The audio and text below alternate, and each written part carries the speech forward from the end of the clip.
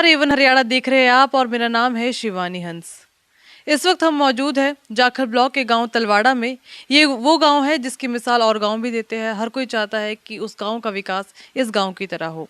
और इससे पहले जैसे कि आपको पता है कि हरियाणा में पंचायती चुनावों का बिगुल बज चुका है, तो इसी के साथ जो प्रत्याशी है वो फिर से एक बार चुनावी मैदान में उतर चुके हैं।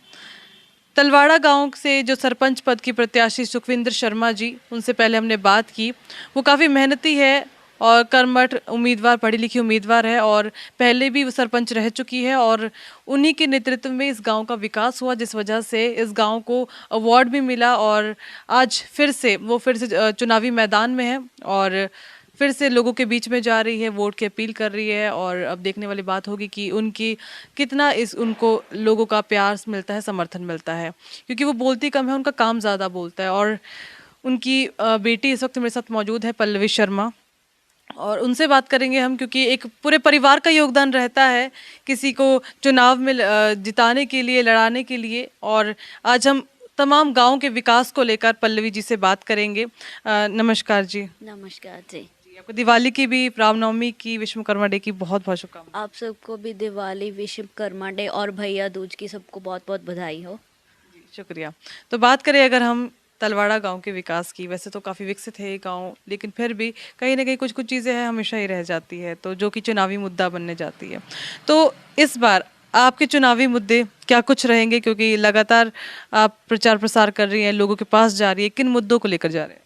जैसे कि हमारा कार्यकाल ख़त्म हुए को 2 साल हो गए हैं और हमारा काम वीडियो ब्लॉक के पास है, तो अभी तक हमारे गांव में कोई विकास नहीं हुआ। तो हम चाहते हैं कि जनता हमें फिर से सहयोग दे और मेरी माताश्री को फिर से सरपंच बनाए, तो जो रुके हुए काम हैं हम उनको पूरा करें। किस तरह के काम रुके हुए आप बात कर रहे हो, चाहे वो गलियां की हो, जो भी हमने जो देखा, तो गलियों का मसला बहुत ज़्यादा है, मनरेगा मजदूरों का मसला है यहाँ पर। और इसके अलावा जो महिला सुरक्षा की हम लगातार बात कर रहे हैं कि गली गली सीसीटीवी कैमरास और ये स्ट्रीट लाइट्स लगनी चाहिए। अ, इन मुद्दों के अलावा क्या और भी मुद्दे हैं जिनको लगता है कि आपको गाँव में ज़रूरत है उन पर काम करने की? जैसे कि हमने वीपीएल कार्ड बनवाने हैं, वो भी बंद हो चुकी है, तो हमारा कार्यकाल भी बंद हो चुका है, वीडियो ब्लॉक के हाथ में है, तो उन पर ज़्यादा ध्यान नहीं दिया जा रहा। तो अगर हम दोबारा से सरपंच बनेंगे तो हम राशन कार्ड, वीपीएल कार्ड बनाएंगे। हमारी सड़कों को थोड़ी बहुत उसकी रिपेयरिंग की ज़रूरत तो हर चीज़ को होती है। जैसे कि हमारे कार्यकाल ख़त्म हुए को 2 साल हो चुके हैं, तो उनको भी दोबारा रिपेयर करना पड़ेगा। स्ट्रीट लाइट्स लगवाएंगे हम, वाईफाई फैसिलिटीज़, कैमरा, और जैसे कि सभी की मोस्टली 50% या 30% की लगा लो कि एज 60+ हो चुकी है, तो उनकी पेंशन भी नहीं आ रही, तो उसके रिगार्डिंग भी हम बात करेंगे। जैसे मनरेगा का काम है, जब हमारा कार्यकाल था तब वो हर मंथ आ जाता था, लेकिन अब बहुत लेट आ रहा है, तो हम उसको भी जल्दी से जल्दी लेके आएंगे ताकि वो जो गरीब जनता है वो काम कर सके और अपना घर सही तरीके से चला सके।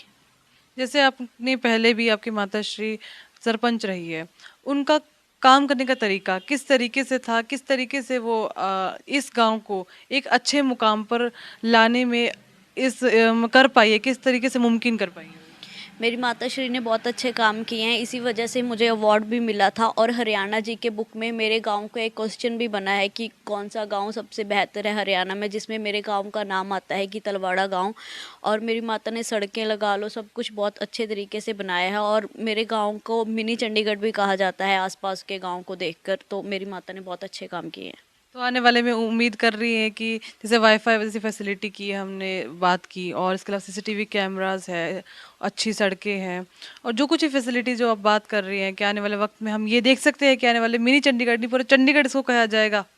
हाँ जी, हाँ जी, आने वाले वक्त पे अगर जनता का सहयोग हमारे साथ रहा और हम दोबारा से सरपंच बने, तो हम हमारे गांव में स्ट्रीट लाइट, वाईफाई, कैमरास और एक लाइब्रेरी भी बनानी है। जो मैंने पहले भी बताया था कि जैसे कुछ बच्चे ऐसे होते हैं कि जो बाहर नहीं जा सकते पढ़ने, तो वो लाइब्रेरी में बैठकर पढ़ सकते हैं ताकि वो अपने सपने पूरे कर सके। जी।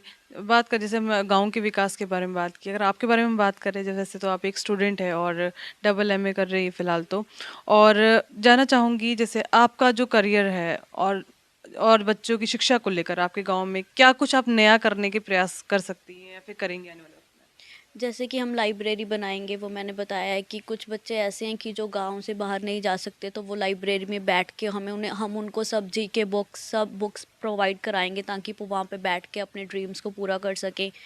और जैसे कि स्कूल्स है उसकी फैसिलिटीज़ को भी हम थोड़ा बढ़ाएंगे बस। अच्छा, जैसे आपने बताया स्कूल्स को अच्छा करें, जैसे जो गवर्नमेंट एग्जाम की प्रिपरेशन के लिए लोगों को बाहर जाना पड़ता है, इसके लिए क्या आपके गांव में कुछ अलग चीज़ किया जाएगा ताकि लोगों को, क्योंकि लड़कियों को स्पेशली बाहर नहीं भेजा जाता है, लेकिन लड़कियां होती है कि पढ़ने में अक्सर देखा गया है कि लड़कियां पढ़ने में ज़्यादा अच्छी होती है, लेकिन कुछ ना कुछ फैमिली की वजह से ऐसा होता है कि वो बाहर नहीं जा पाती, उनके लिए कुछ? उनके लिए ही हम लाइब्रेरी स्पेशल बनाएंगे, हम एक टीचर भी रखेंगे, एक लाइब्रेरियन भी रखेंगे जो उनको सही तरीके से गाइड कर सके कि उनको ये पढ़ना चाहिए, ये नहीं पढ़ना चाहिए। ठीक है।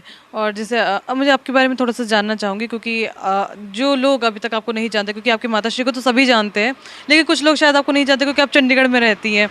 तो अपने बारे में बताइए किस तरीके से आपका पूरा लाइफ स्ट्रगल रहा, आपने कैसे कैसे तरीके से पढ़ी, बाहर गई, और क्या कुछ आपकी लाइफ में रहा?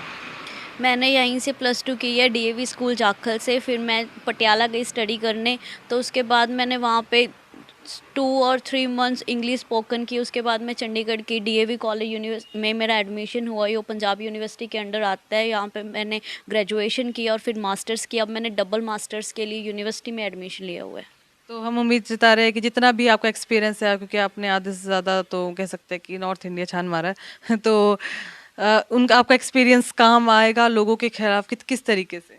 मेरा एक्सपीरियंस पूरा ही काम आएगा। जैसे कि जब मैं चंडीगढ़ गई थी, हम नए नए सरपंच बने थे, तब मैंने अपनी माताश्री को बताया था कि वहाँ पे ऐसे ऐसे ट्रीज़ है, इतनी सफाई है, ऐसे ऐसे रोड्स है, तो उन्होंने मेरे कहने पर सब कुछ बनाया था, जिसके रिगार्डिंग मुझे मिनी चंडीगढ़ के रिगार्डिंग अवार्ड भी मिला था, युवा अवार्ड। अब हम और जैसे चंडीगढ़ में हर रोड पे कैमरे लगे हुए हैं, अच्छी अच्छी स्ट्रीट लाइट्स हैं, तो हम वो सब कुछ भी प्रोवाइड कराएंगे यहाँ पे। शुक्रिया बात करने के लिए। तो जिस तरीके से पल्लवी जी ने बताया कि वो चाहती है कि आने वाले वक्त में गांव तलवाड़ा में वो विकास हो जो सिर्फ देखती आई है दूसरे बड़े बड़े शहरों में, और इन्होंने इसका पूरा रोड मैप भी बताया कि किस तरीके से वो करेगी, चाहे वो महिला सुरक्षा की बात हो, शिक्षा की बात हो, या फिर मनरेगा मजदूरों को उनका अधिकार दिलाने की बात हो। ये सब कुछ आने वाले वक्त में किया जाएगा। और इससे पहले जब इनकी माता जी सुखविंदर शर्मा जी सरपंच रही भी, तभी उन्होंने काम किया और उनके काम दिखते हैं, और तभी है कि इस गांव को आज सभी गांव इस गांव की मिसाल देते हैं। तो उम्मीद है कि आने वाले वक्त में अगर वो फिर से जनता उन्हें चुनती है तो वो फिर से इस गांव को उस मुकाम पर पहुंचाएगी जिसके सिर्फ हम अभी बातें ही कर रहे हैं। तो उम्मीद है अगर आपको ये वीडियो पसंद आई तो इसे शेयर करना मत भूलिएगा। लेटेस्ट वीडियोस के लिए अभी सब्सक्राइब करें A1 हरियाणा को और प्रेस करें बेल आइकन ताकि सभी अपडेट्स आपको मिले सबसे पहले।